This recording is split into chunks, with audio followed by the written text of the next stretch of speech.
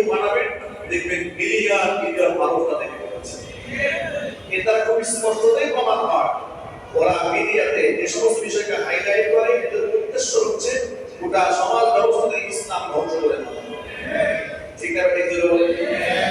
এই জন্য আমি আমার সকল ভাইকে আহ্বান জানাচ্ছি, আমার মা-বোনদেরকে ইউটিউব ফেসবুকের আসক্তি কমিয়ে এনে তাদেরকে কোরআন সুন্নাহমুখী বানান। যদি আপনার সংসার আপনি সুখ চান, আদর করে মহব্বত করে বউকে সারাদিন ফেসবুক চালিয়ে রাখেন, আদর করে ভালো করে সারাদিন বউকে ইউটিউবের মধ্যে ঢুকিয়ে রেখেছেন, আর আপনি মসজিদে শুধু আল্লাহ আমার সংসারে শান্তির ফয়সালা করবে। শান্তির ফয়সালা হয়ে যাবে? কোনদিন শান্তির ফয়সালা অশান্তির আগুন দাও দাও করে আপনি মসজিদে দোয়া করে বাসায় যাবেন, আপনার বউয়ের চেহারা দেখে আপনার মেজাজ খারাপ হয়ে যাবে। ঠিক কিনা বলে? কেন? আপনার বউ আপনাকে ভালো লাগবে, পছন্দ লাগবে। কেন লাগবে না? আপনার স্ত্রী মোবাইলের মধ্যে অনেক ফিগার সম্পন্ন ছেলেদেরকে দেখে, আর মনে মনে ভাবে আমার স্বামীটা যদি এরকম হইল ভালো লাগে। আপনার স্ত্রী তো কল্পনা করে অবাক হয়ে আসে। ঠিক কিনা বলে? আল্লাহ তাআলা আমার মা-বোনদেরকে বুঝার তৌফিক দান করেন। আমিন। আমরা যারা গার্জিয়ান আছি, আমাদের দায়বদ্ধতা আছে। আমার মায়েরা বোনেরা কোনটা শিখবে কার কাছ থেকে? আমার কাছ থেকে শিখবে। দায়িত্ব হচ্ছে আমার কাছ থেকে। নবী করিম সাল্লাল্লাহু আলাইহি ওয়াসাল্লাম স্পষ্ট করে বলে দিয়েছেন, তিন ব্যক্তির জন্য আল্লাহ পাক তার জান্নাত হারাম করে দিয়েছেন। কয় ব্যক্তি? সালাসাতুন মান হারামাল্লাহু আলাইহিমুল জান্নাহ। তিন ব্যক্তির জন্য আল্লাহ জান্নাত হারাম করেছেন। এক নাম্বার হচ্ছে মুদিনুল খামরি, যারা মদ পান করে তাদের জন্য আল্লাহ জান্নাত হারাম। দুই নাম্বার ওয়ালা আকুল পিতামাতার অবাধ্য সন্তান যারা, তাদের জন্য আল্লাহ জান্নাত হারাম।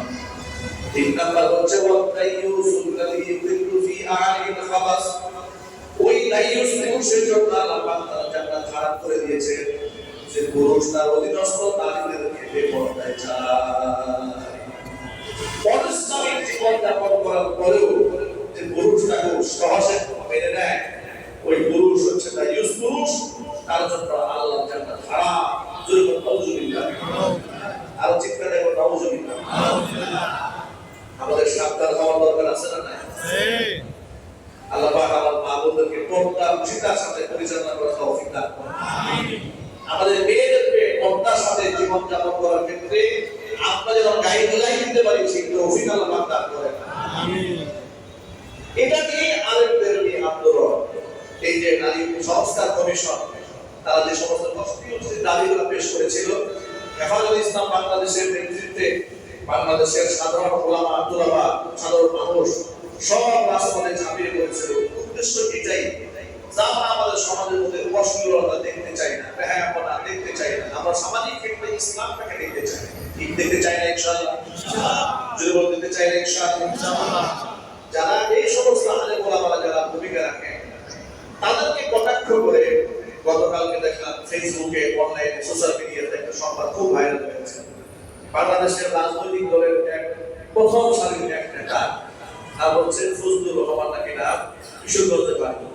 এই ভদ্রলোক করে একদম সমাচারে বলতেছেন, এদেশের আলেম ওলামাদেরকে খুব বিশ্রী ভাষায় কটাক্ষ করে, যে এগুলা আওয়ামী জাহিলিয়াতের আমলে আওয়ামী লীগের উপর এমনি মন্ত্রী করতে সাহস পায়। এই জন্য এই জনাব ফজলুর রহমান, আমি আমার ভাষায় বলি ফজু পাগলা, উনি মনে করেছে আওয়ামী লীগের বিদায় হয়েছে, আমরা তো ক্ষমতায় চলে আসছি। ফজু পাগলাকে বলবো, মনে রাখতে হবে এই দেশে আওয়ামী লীগের কবর রচনা করার জন্য সবচেয়ে বড় ভূমিকা আলেমরা পালন করেছে। কথা ঠিক না? 5 আগস্টে ছাত্রদের বিপ্লব হয়েছে, কিন্তু 16 বছর আলেমরা জেল কেটেছে, জরিমানা দিয়েছে, মামলা মোকদ্দমার সম্মুখীন হয়েছে। সাধারণ মানুষকে তারা ভারত বিদ্বেষী এবং আওয়ামী বিদ্বেষী দেশের আলেমরা তৈরি করেছে। কথা ঠিক না? আর সেই আলেমদের বিরুদ্ধে বিশুদ্ধার করে উনি বাংলাদেশের রাজনীতি করার স্বপ্ন দেখছেন। আমরা খুব স্পষ্ট ভাষায় বলে দিই, খুব ঠান্ডা মাথায় বলি, ফজু বাংলা আসল ভালো হয়ে গেছে, দেবী ভালো হয়ে যাবে। কথা ঠিক না? যে আওয়ামী লীগের জাহেলদেরকে রাজপথে আলেমরা ঝাঁপিয়ে পড়ে নিষিদ্ধ করতে সক্ষম হয়েছে, এরকম দুই একটা ফজু বাংলাকে সাইজ করা এনেছে আলেমদের ওয়ার্ড করতে আমার কথা ঠিক না? সুতরাং ইসলামের বিরুদ্ধে যে বা যারাই কথা বলবে সে কোন দলের নেতা কার উপদেষ্টা দেখার সময় মুসলমানদের হাতে লাগে।